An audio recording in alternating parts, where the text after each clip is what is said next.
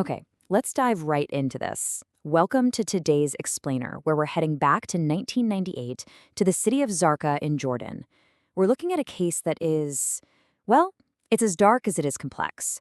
What initially looked like a single, brutal murder of an older man quickly spiraled into one of the most controversial serial killer manhunts in the region's entire history. It's a story absolutely packed with contradictions, wild media frenzies, and some really heavy, lingering questions about the very nature of justice itself. I killed MS because he assaulted my son. In case the police keep looking for me, I will kill police officers. I took my right, and the story ends here. This chilling, anonymous threat letter was sent to the Zarqa police on June 16, 1998, and it acts as our cold open today. It plunges us right into the gritty reality of this mystery. The sender was incredibly bold, literally daring the police to come after him. But as we'll see, the authorities absolutely did not back down. Section 1. Uncovering the murder. The day at MS's house. So, the mystery truly begins a few weeks before that threat letter was even sent.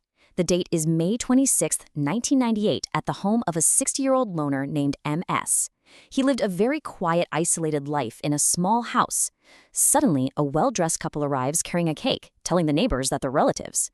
Just an hour later, those same neighbors hear terrifying screams. After about 15 minutes, the couple bolts from the scene in a taxi, disappearing as quickly as they'd arrived. When the police finally enter, they find MS tragically stabbed to death in the chest. But here's the kicker. The perpetrators meticulously wiped away every single fingerprint, took a measly 31 dinners, and just vanished without a trace. Now, you might be wondering, how did the police actually find them? Well, the crucial point is a tiny mistake left on that anonymous threat letter we read earlier. The sender had been so careful to avoid leaving full fingerprints on the envelope, but on the very edge of the letter itself, investigators found a partial print. It took 5 grueling months of combing through criminal records, but that partial print finally got a match, a 25-year-old man named B. He was a young, educated accounting graduate, and his only prior run-in with the law was a completely cleared charge. So, piecing the timeline together, after the murder in May and the threat letter in June, B left a sudden note to his family in September. He claimed he'd gotten a job in Egypt and had to leave immediately, with absolutely no time for goodbyes. But he didn't go to Egypt alone, and he definitely didn't stay there. He actually fled to Libya with a woman named S. The thing is, Jordanian intelligence was hot on their trail.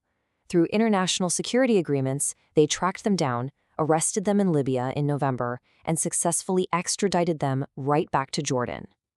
Section 2. A secret motive, honor, betrayal, and murder. To really understand why a quiet accounting graduate would end up fleeing the country, we have to peel back a layer of their incredibly complex background. You see, B and S were childhood sweethearts, but their families strictly forbade them from being together. This basically forced them into a hidden life and what's known as an Urfi marriage. Now, an Urfi marriage is a customary, secret Islamic marriage contract that lacks official state registration. After S divorced her cousin, which was a marriage she had been forced into, she and B secretly entered into this Urfi marriage. But they needed a place to meet away from the prying eyes of their families, so they used the rented house of MS, our victim, as their secret gathering place. That is, until MS allegedly began making inappropriate advances toward S. And this brings us to 2 completely conflicting narratives of the murder. On one side, we have the police narrative. Authorities argued that B arrived with a knife already hidden in his sleeve, executing a cold-blooded, premeditated murder just to rob MS of those 31 dinars. But on the flip side, we have the defense's narrative. B claimed he caught MS spying on S while she was in the bathroom, and in a spontaneous, blind rage to defend his wife's honor, he stabbed him. As we analyze this case, it's absolutely crucial to look at both sides impartially. The state saw calculated robbery, while the defense passionately argued it was a tragic, honor-driven crime of passion. Section 3. 12 shocking murder charges, the escalation. Now brace yourselves for this, because the narrative is about to shift from a solitary crime of passion into something much, much darker. 12. After a couple of months of interrogation, the Shihan newspaper dropped an absolute bombshell on the public in 1999. B and S were no longer just facing charges for the single murder of MS. No, they were now officially charged with a staggering 12 brutal murders. Let's move on and see how this builds. We have some incredibly diverse victims and methods here. A 40-year-old woman stabbed in her home, a 23-year-old Egyptian mother and her baby, a 60-year-old factory owner stabbed in the back, a woman killed in a lottery scam, a school teacher strangled with a phone wire, a businessman stabbed in his bedroom. These were allegedly committed over a span of 4 whole years, all supposedly with the primary motive of robbery. I want you to play detective with me for a second here. Think about it. A typical serial killer usually has consistent methods, a specific target demographic, and clear psychological patterns, right? But the profile for B and S shows radically varying methods, random victim ages, completely different backgrounds, and scattered locations all over the place.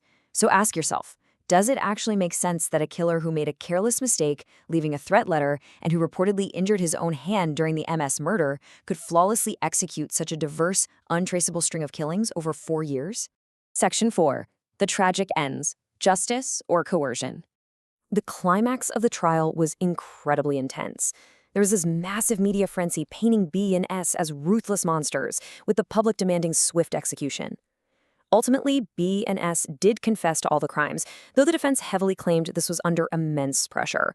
However, it's important to note that the official medical examiner found 0 signs of physical torture. In the end, the court sentenced B to death by hanging, and S was sentenced to life in prison. B was executed on December 7, 2000, swearing to his lawyer until his very last breath that he only committed the single honor killing of M. Tragically, S died in prison from a stroke just a year later, reportedly suffering from severe depression. Section 5. The 2005 Confession Controversy, a reality-shattering twist. Now, what's really interesting here is this reality-shattering twist that happened years after B was executed. It completely derailed the official narrative. In 2005, a newly arrested criminal named Z, who had absolutely 0 connection to B or S, confessed to the exact same murder of businessman N. If you remember from our earlier list, that was one of the 12 victims that B and S went down for. But Z didn't just casually confess. He accurately mapped out the crime scene with intimate, non-public details that seemingly only the true killer could possibly know. This created massive friction in the justice system. On one hand, the evidence against B and S was that they had confessed to stabbing in, and B had already paid the ultimate price for it. On the other hand, Z recreated the crime scene perfectly, but there was a catch. Z claimed he used a hammer instead of a knife to kill the businessman. Despite Z's incredibly accurate knowledge of the scene, this single discrepancy about the weapon gave authorities a reason to dismiss his confession for that specific murder. Ultimately, to prevent what could have been a huge public scandal regarding the integrity of the prior convictions, the file on B and S was permanently sealed. Which leaves us with this haunting question to wrap up our explainer today. Did the justice system truly catch a pair of prolific serial killers who terrorized a nation? Or did 2 desperate lovers take the fall for a string of horrific crimes they didn't commit? The Zarqa mystery remains one of those dark, unresolved realities that forces us to question the delicate balance of evidence, media pressure, and the ultimate truth. So, what do you think really happened in that missing file? Keep questioning, keep learning, and I'll catch you in the next explainer.